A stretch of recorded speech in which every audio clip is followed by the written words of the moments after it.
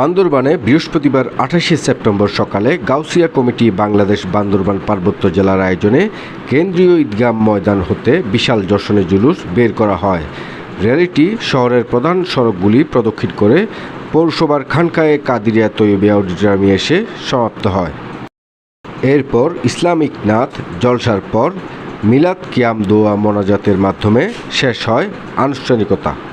এ সময় প্রধান অতিথি হিসেবে উপস্থিত ছিলেন গাউসিয়া কমিটি বাংলাদেশ বান্দরবান পার্বত্য জেলার প্রধান উপদেষ্টা আব্দুর রহিম চৌধুরী। বিশেষ অতিথি হিসেবে উপস্থিত ছিলেন গাউসিয়া কমিটি বাংলাদেশ বান্দরবান পার্বত্য জেলার উপদেষ্টা মোজাম্মেল হক বাহাদুর, সদর উপজেলা চেয়ারম্যান একেএম জাহাঙ্গীর। প্রধান বক্তা হিসেবে উপস্থিত ছিলেন মাওলানা নিজামুদ্দিন চিশতি।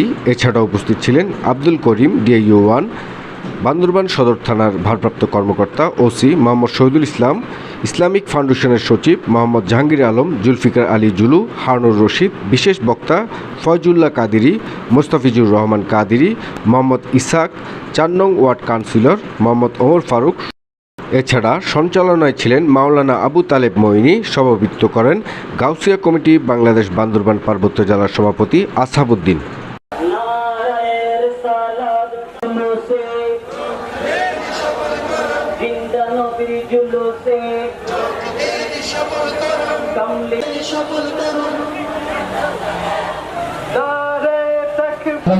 আশা করি পেয়েছেন।